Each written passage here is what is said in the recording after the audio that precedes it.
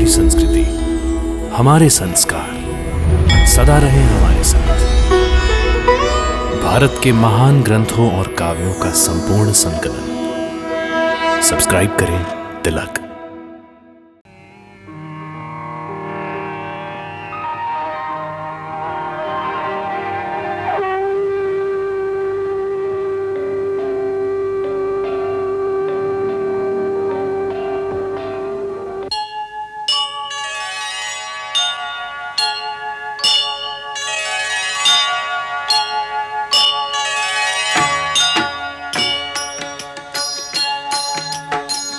सीताराम चरित अति पावन, मधुर सरस अरु अति मन भावन।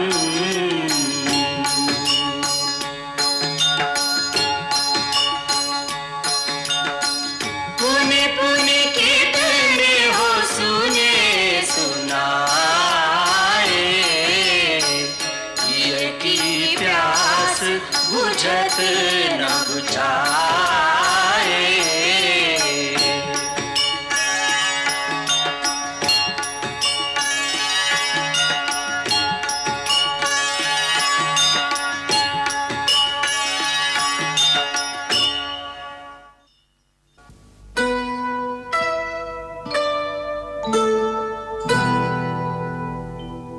मुनि अगस्त मुनि श्रेष्ठ महान, धरे शरीर ज्ञान विज्ञान। विनय प्रणाम परस्पर कीन्हा, आशीष आशीष दीना। राम लखन सिय को आश्रम ले, गुरु गंभीर चले।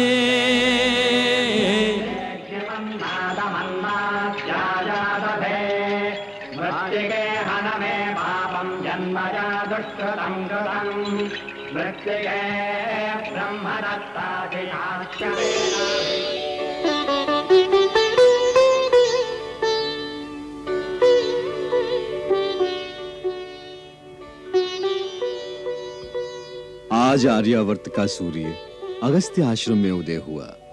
हमारी चिरकाल की अभिलाषा आज पूर्ण हुई।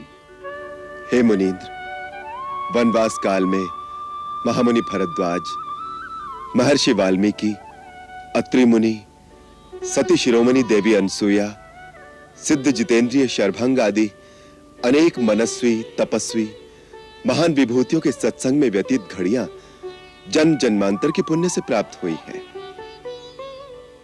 उस पर महात्मा सुतीक्ष्ण के सहयोग से आपके दर्शन तो मानो साक्षात सर्वेश्वर महादेव से साक्षात्कार होने के समान है। अपने सेवक को सदा ही बढ़ाई देना एक अच्छे स्वामी का गुण है। हे राम, तुम तो ये रहस्य जानते ही हो कि स्वयं भगवान शिव भी जिनके नाम का सदा जाप करते हैं, उन्हीं की कृपा से एक तुच्छ प्राणी को भी भक्ति, शक्ति, ज्ञान सब कुछ प्राप्त हो सकता है। ये विनय भाव ही तो आपकी शोभा है। अन्यथा आपकी महत्ता, आपकी महिमा तो देवताओं से बढ़कर है। अपनी सूर्य तुल्य तेजस्विता से समुद्र शोषण करने वाले तेजोमय तपस्वी हैं आप। हे दीर्घायु महात्मन, आपकी सिद्धि के सम्मुख नतमस्तक होकर देवता, गंधर्व, सिद्ध, यति आपकी उपासना करके धन्य होते हैं। आज आपके चरणों में बैठकर जन्म सुफल हुआ हम तीनों का। ये दुर्लभ पुण्य हमें अपने वनवास के अंतिम चरण में ही सुलभ हुआ है। जब तुम्हारे दंडक वन में आने का समाचार मिला था, तो हृदय में एक आशा जागी थी कि इस आश्रम में भी तुम्हारा आगमन होगा और हम तुम्हारे दर्शनों से अपने नेत्रों को कृतार्थ कर लेंगे। आज वो आशा फलीभूत हो गई। तुमने 10 वर्षों तक दंडकारण्य में ऋषियों की रक्षा का भार संभाला है। अब तुम्हारे वनवास का जो थोड़ा समय शेष रह गया है, उसे तुम हमारे आश्रम में रहकर व्यतीत करो। ये आश्रम राक्षसों के आतंकों से मुक्त है। यहाँ आकर हिंसक पशु भी अपनी हिंसा भूल जाते हैं। तुम्हें अपनी तपस्या और साधना में यहाँ के वातावरण से सहायता मिलेगी। यह आपका विशेष अनुग्रह है मुनिनाथ। आपके श्री चरणों की छाया में रहकर आध्यात्मिक लाभ प्राप्त करूं और शांति पाऊं, इससे अधिक सौभाग्य और क्या हो सकता है। परंतु आप तो मेरा उद्देश्य जानते ही हैं। मैं दंडक वन को राक्षसों और आसुरी शक्तियों के अत्याचारों से मुक्त करने की प्रतिज्ञा ले चुका हूं। इसलिए मैं अपने आप को इस परम सुख से वंचित करने पर विवश हूं। तुम ठीक कह रहे हो राम। मैं देख रहा हूं कि तुम्हारा कार्य और देवताओं का उद्देश्य अभी पूरा नहीं हुआ, और ये उचित भी है।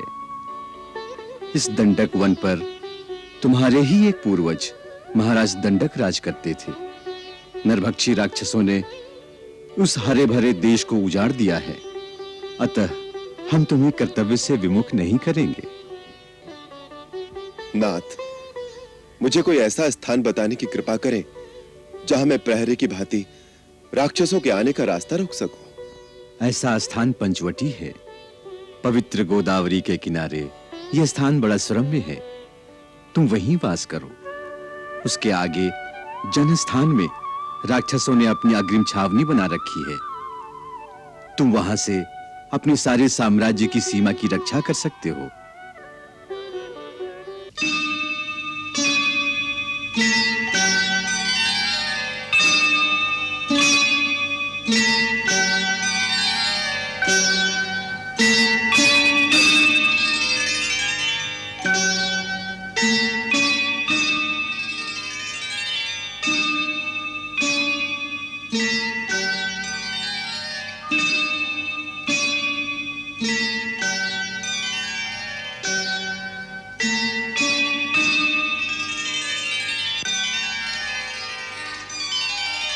राम, मैं दिव्य दृष्टि से देख रहा हूं कि आने वाले दिनों में तुम्हें अपने कर्तव्य पूर्ति के लिए बहुत परिश्रम करना पड़ेगा।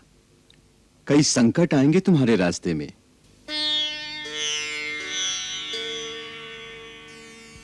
तुम्हें महर्षि विश्वामित्र ने जो दिव्य अस्त्र प्रदान किए थे, उनका मुझे ज्ञान है। परंतु मेरे पास भी जो अस्त्र हैं, तुम्हें उनकी भी आवश्यकता पड़ेगी। इसलिए मैं तुम्हें सब कुछ देना चाहता हूं। मेरे साथ आओ।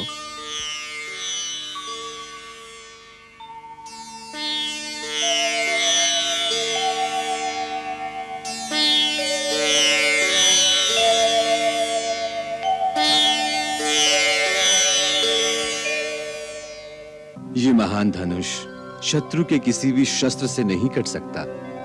इसे विश्वकर्मा ने स्वयं विष्णु के लिए बनाया था। आगे चलकर महापराक्रमी और अत्यंत मायावी राक्षस वीरों से तुम्हें टक्कर लेनी होगी। इसलिए तुम ये धनुष ग्रहण करो।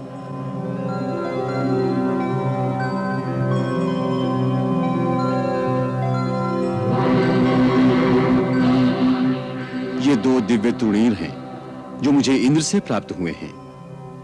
ये अक्षय हैं। इनमें बाण कभी समाप्त नहीं होते।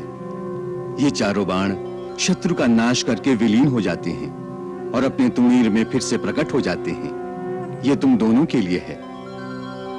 इन्हें ग्रहण करो।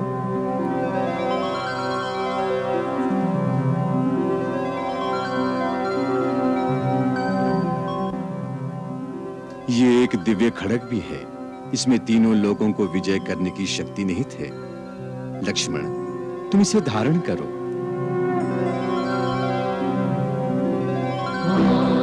राक्षसों का नाश करने में यह तुम्हारी सहायता करेगी।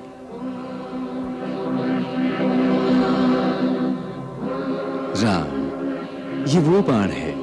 इससे शिव ने मेरु पर्वत से बनाए हुए महान धनुष पर अनुसंधान करके त्रिपुरासुर का अंत किया था। यह अमोद बाण भी मैं तुम्हें प्रदान करता हूं। इसे स्वीकार करो।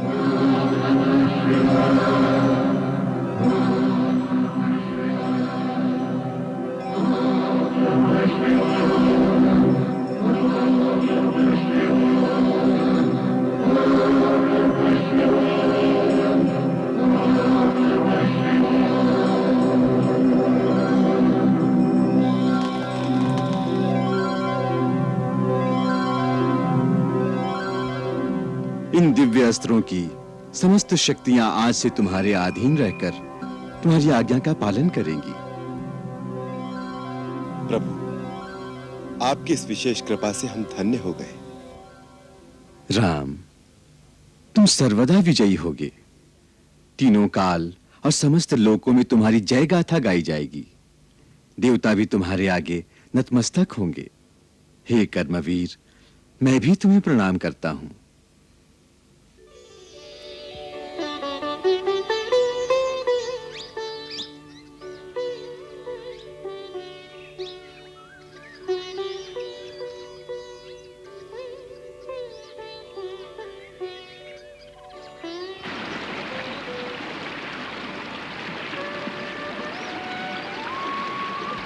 भैया, नदी के पानी की ध्वनि सुनाई दे रही है।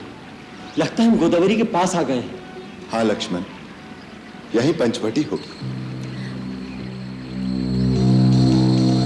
वो देखो, वो क्या है?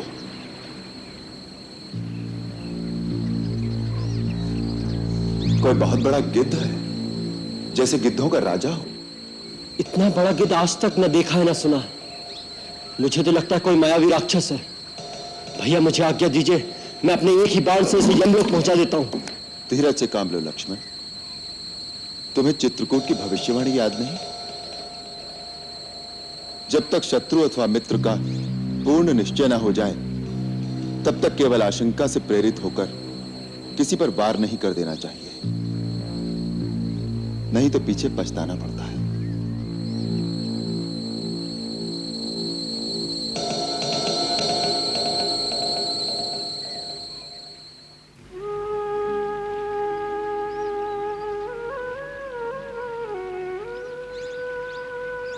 हे महापक्षी, मैं आपका परिचय जानने की इच्छा से आपके सम्मुख आया हूं। आप कौन हैं और किस उत्तम कुल में आपने जन्म पाया है? यदि आप उचित समझें तो हमें बताने की कृपा करें। मैं इक्ष्वाकु वंशी महाराज दशरथ का पुत्र राम, अपनी भार्या और अपने अनुज सहित आपको प्रणाम करता हूं।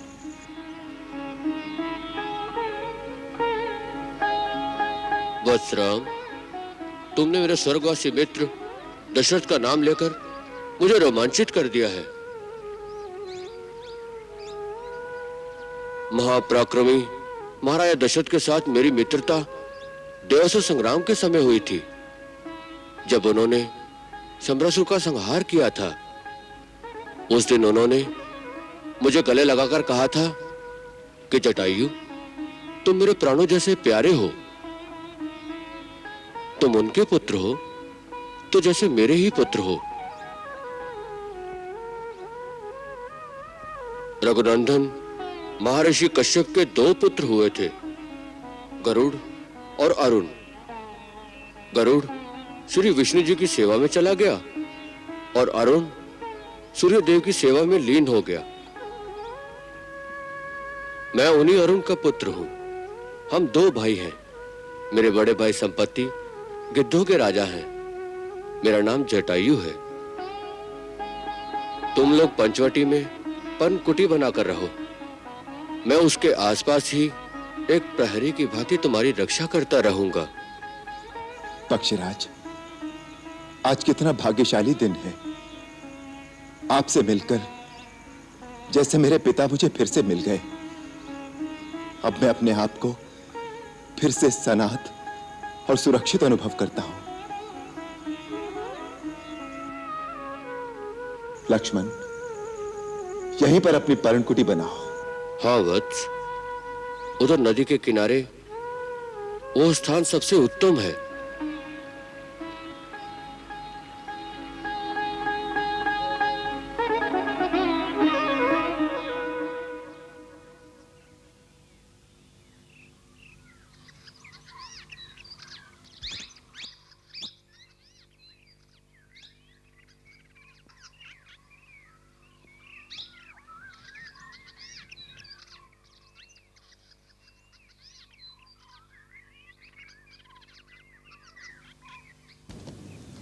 वाह लक्ष्मण, वाह। देखा सीते, अपने देवर लक्ष्मण की कार्यकुशलता को। विश्वकर्मा बड़े बड़े भवन निर्माण कर सकते हैं, परंतु राजमहल से बढ़कर पर्णकुटी बात की बात में खड़ी कर देना बस लक्ष्मण का ही काम है। यहां तो विश्वकर्मा को भी हार माननी पड़ेगी। आपका प्रोत्साहन ही मेरी प्रेरणा का स्रोत है भैया। मैं तो केवल आपका दास हूं। तू मेरे लिए क्या है लक्ष्मण, ये कहने को शब्द नहीं है मेरे पास। वनवास में यदि तू मेरे साथ ना होता तो मैं अकेला क्या कर लेता। तेरी सेवा और सहयोग से ऐसा आभास ही नहीं होता जैसे मैं वनवास भोग रहा हूं। तू मेरा भाई ही नहीं, आज्ञाकारी पुत्र के समान सेवा करने वाला और पिता के समान प्रतिपालन करने वाला भी है। भैया, मेरा ये जन्म आपके इन चरणों में समर्पित होने के लिए ही हुआ है। भाभी, एक बार पूरी तरह निरीक्षण करके बता दीजिए, कहीं कोई कमी तो नहीं रह गई। सो तो मैं देख ही रही हूँ, कल्पना से भी अधिक सुंदर है इस पवित्र कुटिया का कोना कोना। तुमने तो मेरा स्वप्न साकार कर दिया देवर जी।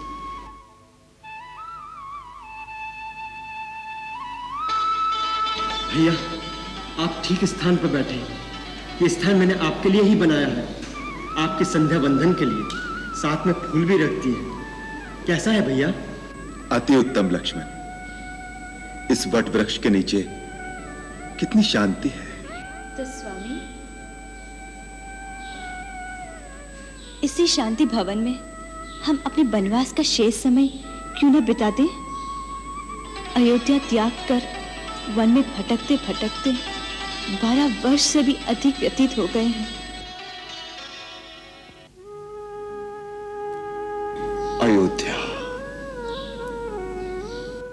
सीते, कैसा पवित्र नाम लिया तुमने। अयोध्या का नाम स्मरण करते ही जन्मभूमि की माटी की सोंधी सुगंध रोम रोम में समा जाती है,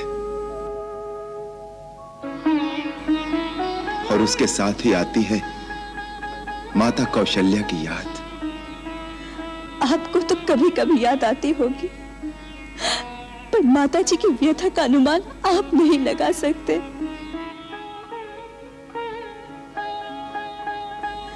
धर्म, धीरज, संयम सब अपने अंदर समेटे हुए बेटे का वनवास पूरा होने का एक एक दिन कितने कितने किस प्रकार वो अपने दिन बिता रही होगी। सीते, जब कभी एकांत में बैठता हूं तो माता कौशल्या की आवाज मेरे कानों में गूंजने लगती है, उसी प्रकार जैसे वो बचपन में बुलाया करती थी। राम, जल्दी आओ पुत्र, भोजन परोस दिया है।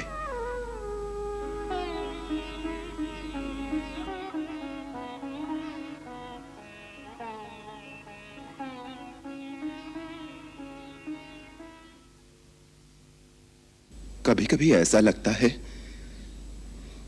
जैसे कि मां अपने महल के झरोखे में खड़ी मेरा रास्ता देख रही हैं। धीरज रखो मां, हाँ धीरज रखो। अब थोड़ा ही समय रह गया है मेरे लौट कर आने में। मैं आ रहा हूं मां, मैं आ रहा हूं मां, मैं आ रहा हूं, मैं आ रहा हूं मां, मैं आ रहा हूं मां, मैं आ रहा हूं।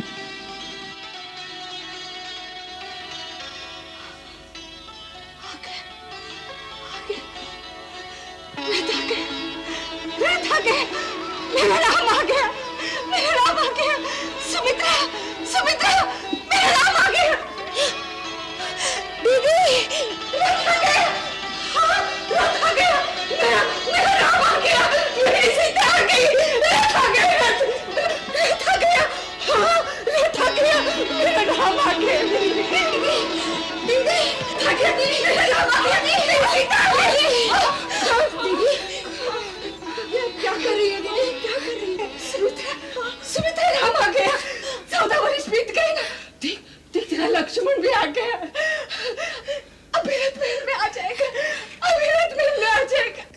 नहीं दीदी नहीं, आपको भ्रम हुआ है। 14 वर्ष नहीं बीते, अभी तो 1 वर्ष बाकी है। 1 वर्ष बाकी है? वो कब बीतेगा? दीदी, जहाँ 13 वर्ष धीरज रखा है, तो आप क्यों धीरज खो रही हैं? जैसे 13 वर्ष बीत गए, वैसे ये वर्ष भी बीत जाएगा दीदी।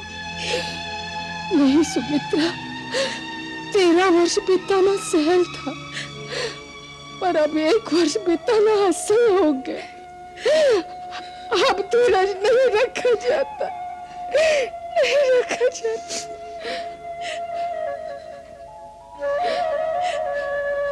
सुमित्रा। हाँ दीदी।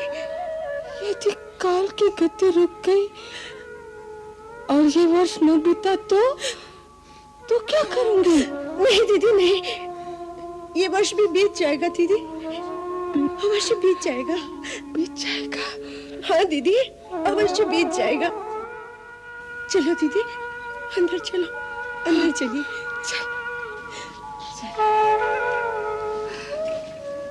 सुमित्रा। जी दीदी। इस समय राम कहाँ होगा? वो भी यहाँ आने की तैयारी कर रहा होगा ना? हाँ दीदी, वो आने के लिए दिन गिन रहे होंगे। वो हमें याद कर रहे होंगे, हम सबको याद कर रहे होंगे।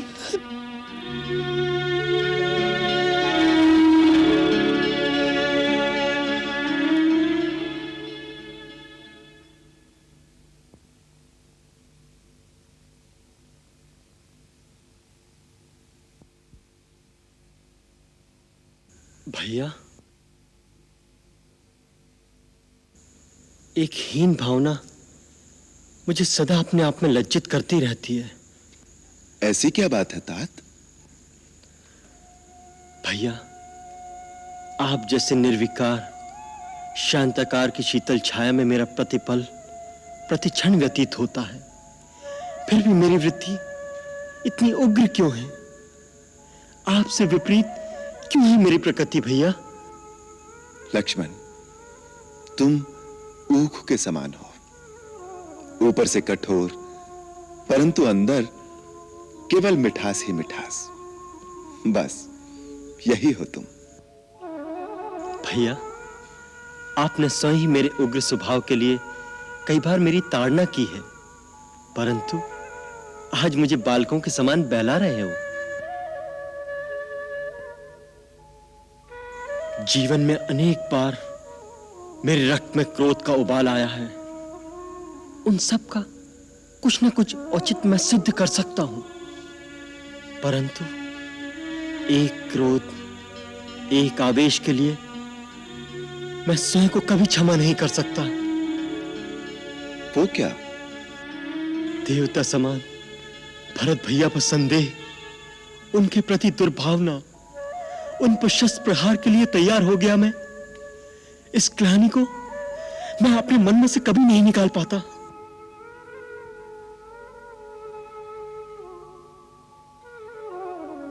भूल चूक, भ्रांत भावना में भटक जाना मानव मात्र का प्राकृतिक स्वभाव है लक्ष्मण। भैया, पर आपसे कभी कोई भूल क्यों नहीं होती? तुम्हारी यह भावना अपने राम भैया के प्रति असीम श्रद्धा मात्र है। उसी के आवेश में उस समय भी तुम्हारे मन में भरत के प्रति संदेह उत्पन्न हो गया था। लक्ष्मण, वास्तव में तुम भावना प्रधान हो। तो क्या भावुक होना बुरी बात है भैया? नहीं, भावुक होना तो अति सुंदर बात है। भावना विहीन मनुष्य एक हिंसक पशु के समान होता है, परंतु जब भावना पर ज्ञान का अंकुश न रहे तो भावना के आवेश में कई बार भूल हो सकती है। परंतु जो आपकी भांति ज्ञानी ना हो, वो अपनी भूल का प्रायश्चित कैसे करे, अपनी भूल कैसे सुधारे? पश्चाताप से। तुम्हारे मन में जो पश्चाताप की भावना है, उसी से प्रायश्चित हो गया समझो। परंतु भरत भैया ने भी मुझे मन से क्षमा किया होगा कि नहीं? क्षमा का प्रश्न तो तब उठता है जब उसने तुम्हें अपराधी माना हो। भरत को तुमने अभी तक पूरी तरह पहचाना नहीं लक्ष्मण। भरत भैया के गुण तो अनंत हैं भैया। उन्हें वही पहचान सकता है जो सागर की लहरें गिन सकता हो। सागर की लहरों से अनंत है भूख की लहरें तेवर जी। अगर वन से लकड़ियां काट के नहीं लाओगे तो तुम्हारी सीता भाभी रसोई कैसे बनाएगी? भूल हो गई भाभी, आप रसोई में चलिए, मैं अभी लकड़ी लेकर आता हूँ।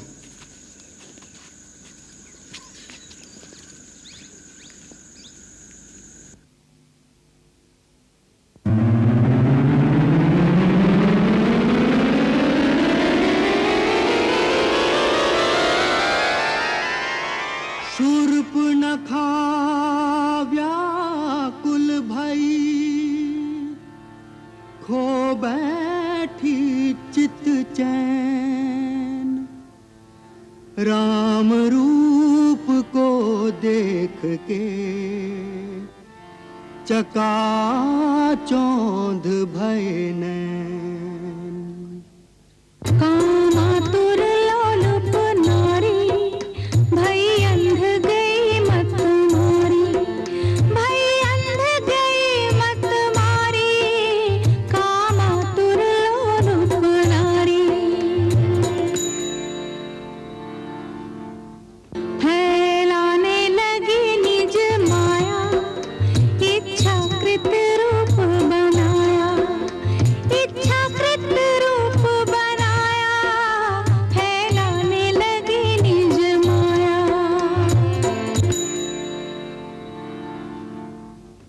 अंबर से भू पर गिरी लगा काम का बाण, झुलस उठी कामाग्नि में, बस में रहे न प्राण।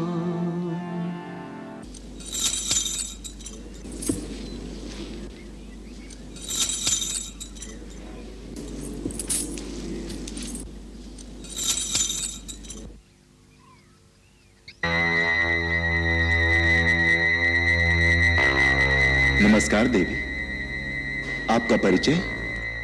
वैसे प्रकृति पुरुष के परिचय की क्या आवश्यकता?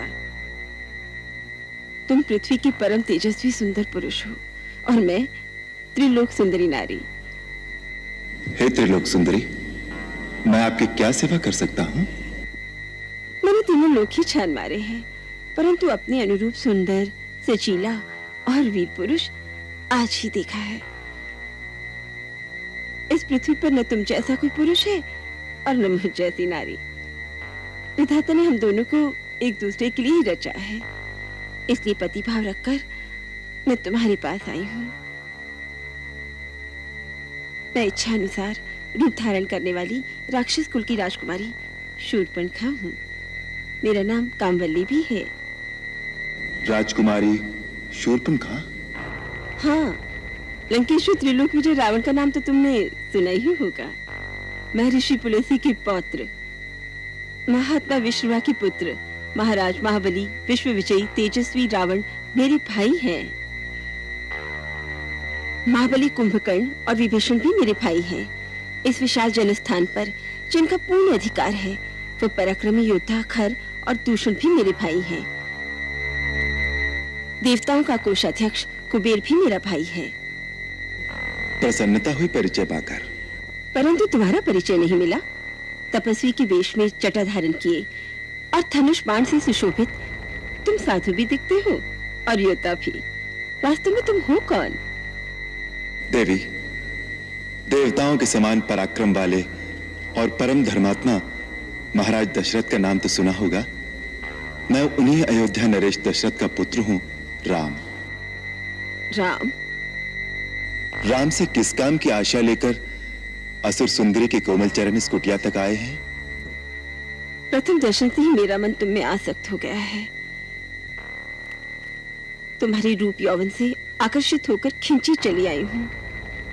पति की भावना रखकर प्रेम अर्पण करने आई हूँ। मुझे अपनी भार्या के रूप में स्वीकार करो। इस पृथ्वी पर तुम जैसा पुरुष नहीं और मुझ जैसी नारी नहीं। हमारा संजोग अजोड़ होगा। आदरणीय असुरबाला, हे भद्रे, क्या तुम मेरी परीक्षा लेने आई हो? नहीं सी पुरुष, मैं आत्मसमर्पण करने आई हूँ। तुम्हारी सुंदर सजीली रूप में मुझे अपने सपनों का कंत मिल गया है। मुझसे गंधर्व विवाह रचाओ।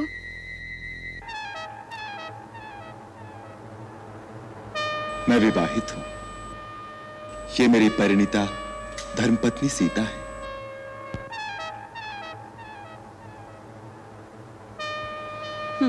क्या रखा है इस सूखी सड़ी काठ की पुतली सी क्षुद्र मानव स्त्री में?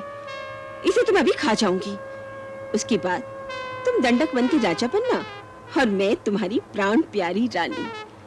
हाँ, यदि तुम्हें इस पर दया आती हो तो ये भी पड़ी रहेगी हमारी दासी बनकर। हमारे वन प्रदेश में एक नहीं अनेक विवाह रचा सकते हैं। किंतु मैं एक पत्नी व्रत ले चुका हूं, और फिर तुम जैसी स्त्री सौत का साथ कैसे सहन करेगी?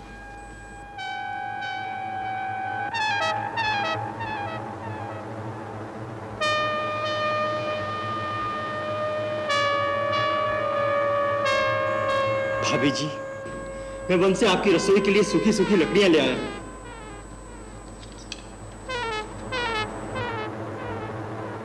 ये कौन है तुम्हारी ही जैसा सुंदर और सजीला? ये मेरा छोटा भाई लक्ष्मण है। अकेला है? हाँ, वन में तो अकेला ही है। तो ठीक है, मैं इसके सन्मुख विवाह का प्रस्ताव रखूंगी। तुम स्वच्छंद विचरण करने वाली नारी ठहरी, तुम्हें मनमानी करने से कौन रोक सकता है? प्रयत्न करके देखो।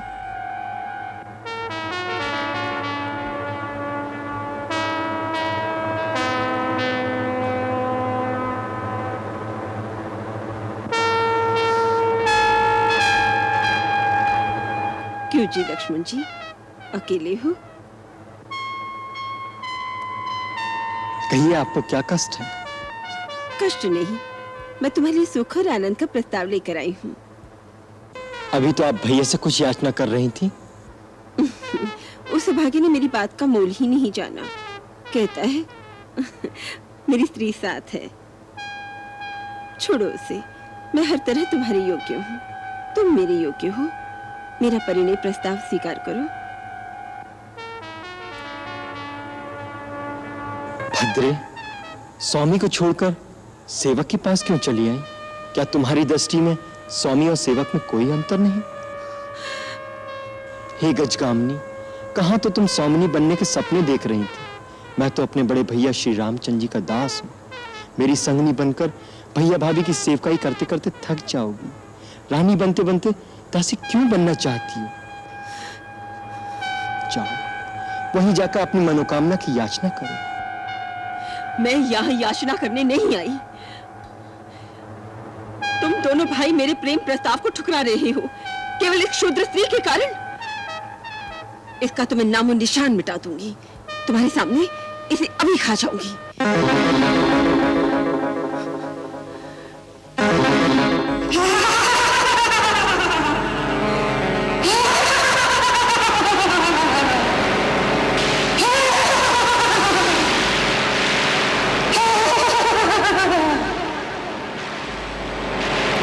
लक्ष्मण, अपनी इस कमल ककड़ी को चबाकर खा जाऊंगी। तब तक तुम मेरे साथ विवाह करोगे?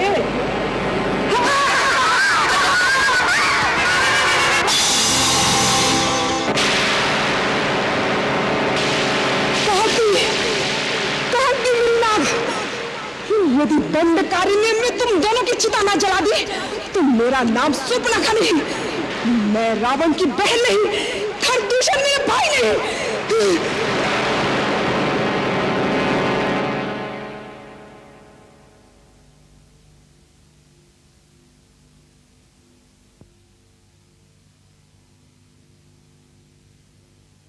बेचारी अबला।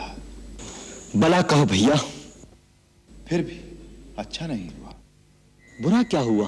स्त्री थी। दुराचारणी दुष्टा थी। महर्षि विश्वामित्र ने भी ताड़का वध का आदेश देते समय यही कहा था। ऐसी दुष्टा नारी का वध करने में कोई दोष नहीं। हमने तो केवल उसकी नाक काटी है। एक लज्जाहीन स्त्री जब कामातुर हो जाए तो उससे भयानक और कोई नहीं होता। वो तिरस्कृत होकर अपना और दूसरों का सर्वनाश कर सकती है।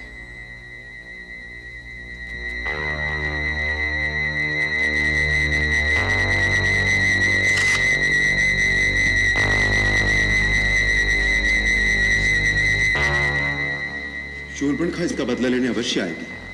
हमें सचेत रहना चाहिए। हाँ भैया।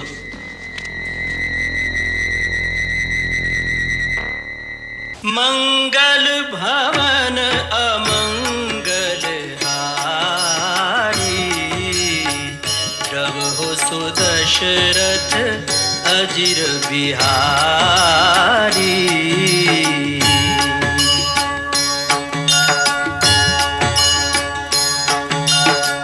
सीताराम चरित अति पावन, मधुर सरस अरु अति मन भावन।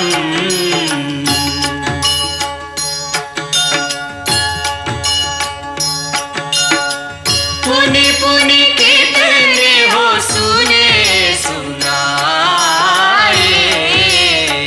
हिय की प्यास बुझत न बुझाए।